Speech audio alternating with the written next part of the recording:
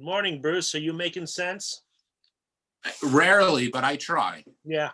There's been an overwhelming questions from our fan base of two people. Where are you guys gonna start? By the way, those two people are the ones right on the screen. So anyway, Super Bowl season, you and I have certainly in our careers have had to deal with that big, huge event in terms of does it make sense for different brands and whatever. And this seems to be once again going to be a little bit of a different year. There's the pandemic. There's all sorts of different ways of thinking. And Mr. Peanut, of all brands, seems to be kind of the poster child for a lot of what's going on this year. I guess last year they had the death of Mr. Peanut. I don't know if anybody really followed up much beyond that commercial. And then I guess he reborn and grew over the past year. And hopefully the folks at Kraft Heinz thinks that the world paid attention. But this year they've decided on the surface, which sounds like a very nice thing, instead of doing a $5 million commercial on the Super Bowl, it's like $5 million for 30 seconds a time. They're going to give away $5 million for people doing charitable acts called acts of substance. And this is in line with their positioning of its brand as a substantive alternative to other snacks.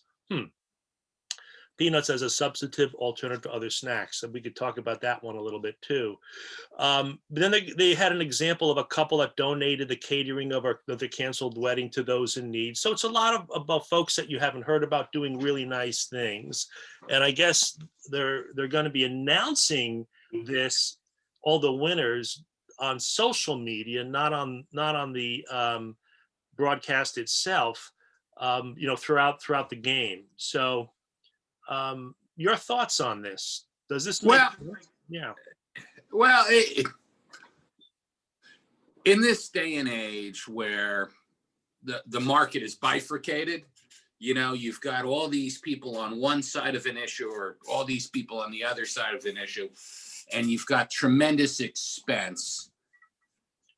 To me, this basic premise of, listen, a Super Bowl commercial can cost millions of dollars to produce to really break through the clutter, or it can be a master lock and, a rifle and a lock is all you need. But,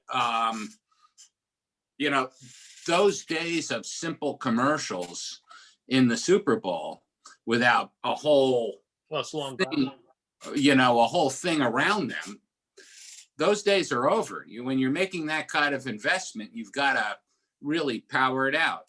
So I conceptually, this idea, given the type of year it is, where we're going to take a pause and focus, putting our money into the community. Now, is it labored from a strategic point of view?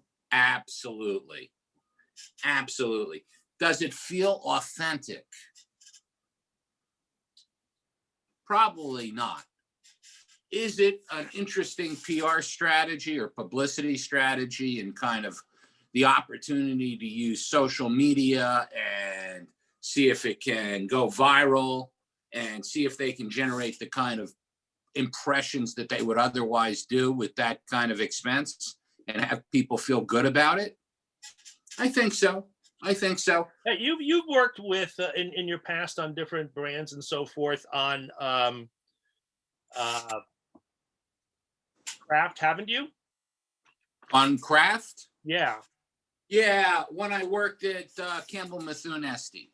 Okay. Now I know that's going back a way. I know it's a while back, but is this like the type of company that would do this kind of thing? Yeah, I guess it goes back to the authentic question. Do you feel like that's in the bones and the DNA of Kraft and now Kraft Heinz? Well, to me, you're talking about two very different cultures when you talk about Heinz versus Kraft. Well, let's say Kraft. Yeah.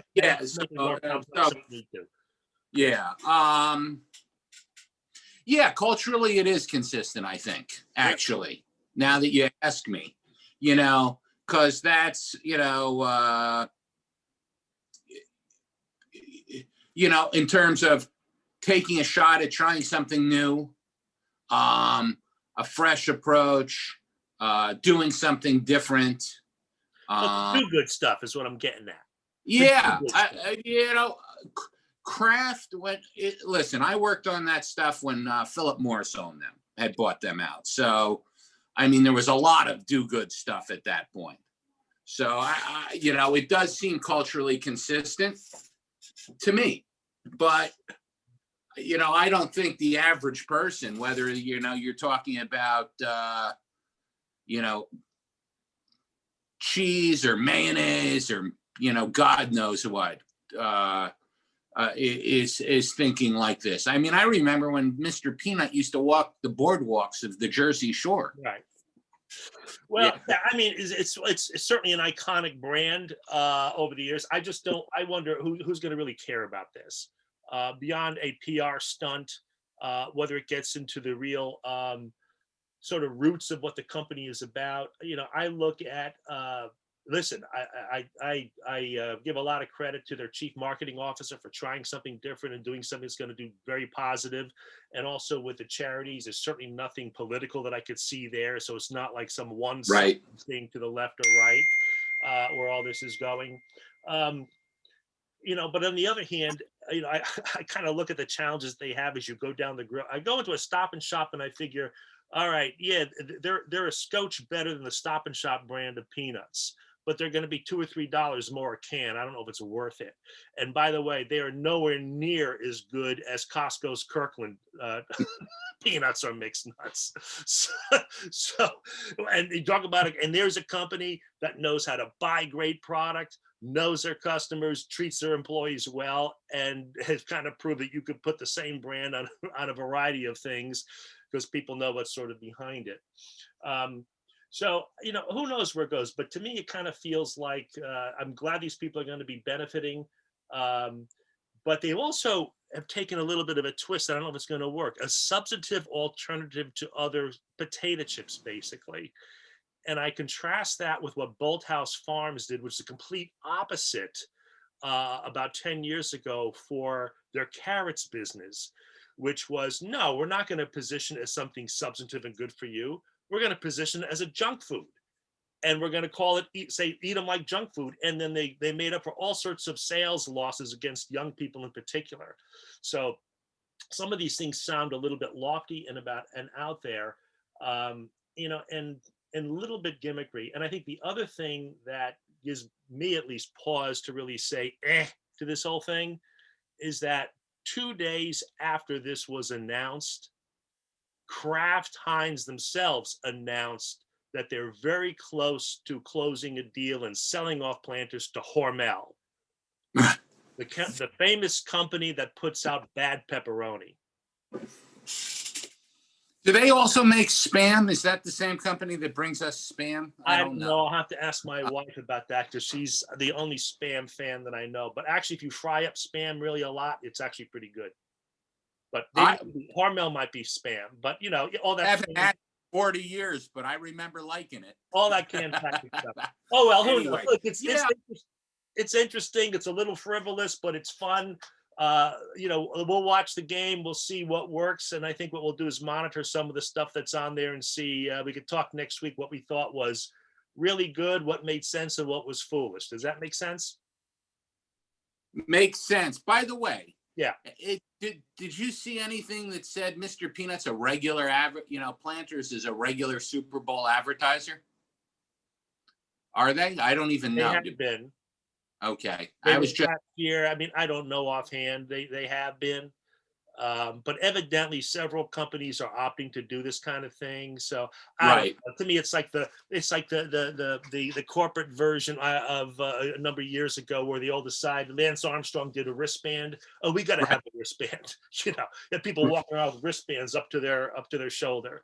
So anyway, let's see what happens. But I think it's great that these people are going to benefit, but it's not going to induce me to buy one extra can of their nuts.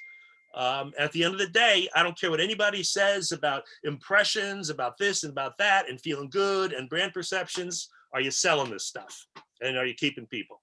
Well, at the end of the day, that's what it counts. Absolutely. All right, makes Sure. sense to you, my friend. Bye-bye. You got it. Bye.